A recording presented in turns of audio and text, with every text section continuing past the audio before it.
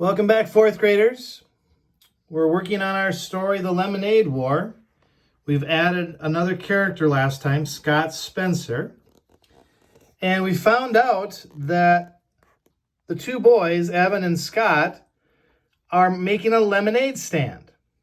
Jessie, of course, is super excited because, well, she thought she would be able to be a part of that.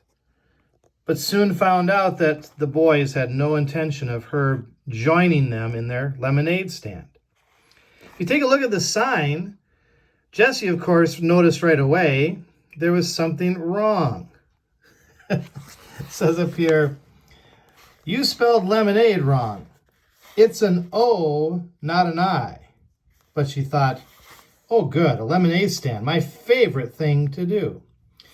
And then slowly the boys started to shoot down all the ideas she had, like decorating the sign, making it look pretty, making it look interesting.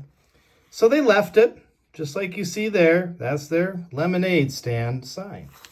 Further along in that chapter, Jessie goes on to talk some more about that sign. She says, Jessie knew that the sign was not awesome. The letters were too small and thin to read from a distance. Evan should have used a fat marker instead of a skinny felt tip pen. Everybody knew that. There weren't any pretty decorations to attract customers either. And the word lemonade was spelled wrong. Why wouldn't Evan just take a little help from her? She just wanted to help. Scott turned to her and said, "Are you really going to be in fourth grade this year?" Jessie's back stiffened. "Yep," she said. "Wow, that is so freaky." "Is not," she said, sticking her chin out. "Is too," said Scott. "I mean, you're a second grader and now you're going to be a fourth grader? Man, that's just messed up." Jessie looked at Evan, but he was busy taping the sign to the cooler. "Lots of people skip grades," said Jessie. "It's not a big deal." "It's completely weird," said Scott. "I mean, you miss everything from a whole year." So Jessie's getting attacked about moving up a grade, and all she was thinking about was that sign and how awful it was and how she could help them.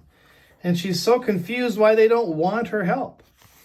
But remember, by the end of this chapter, Jessie had gotten the message. Evan, in fact, had been pretty mean to her, called her a baby and everything.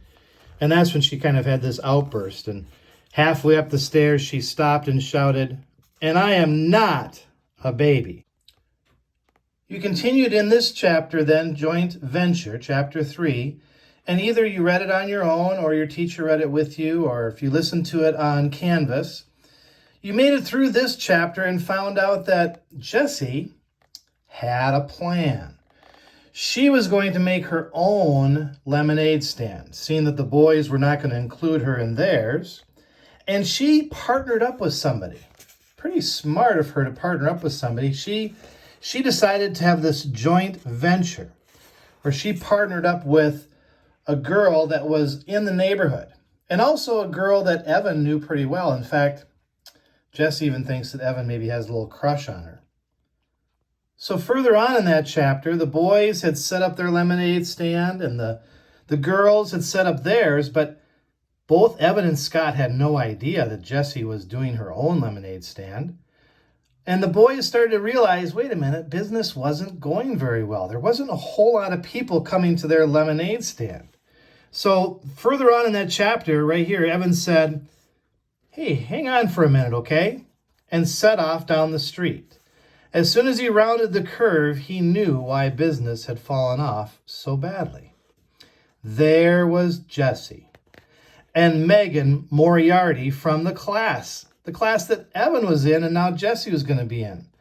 They were standing inside a wooden booth and their signs said it all. Ooh, look at that lemonade stand sign. Lemonade, frosty, delicious, thirst quenching. Wow, only 50 cents per cup.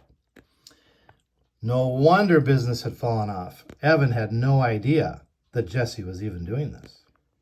So maybe you've added already this character, Megan Moriarty, and I also put a few more settings because remember the boys were working in the Tresky's garage And their lemonade stand now is out on the neighborhood street, actually sidewalk, I suppose is probably a better setting there.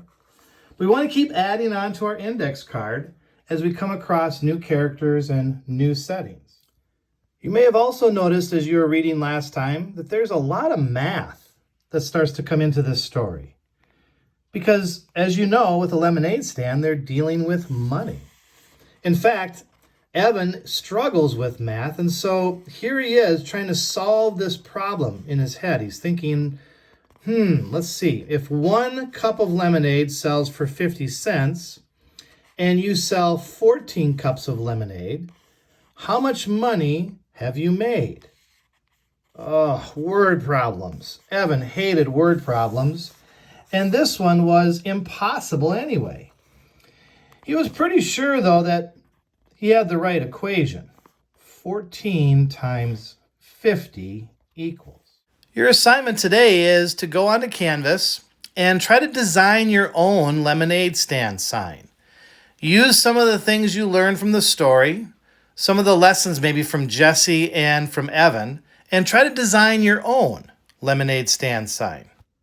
Now that we've had a chance to review Chapter 3 together and talk about some of the things that have been happening, we're moving on to Chapter 4 on our Canvas page. And I know some of you are reading this together as a class. Some of you might be in a group of students reading this together, or maybe you're reading it on your own, or some of you might be listening to it, following along with the reader.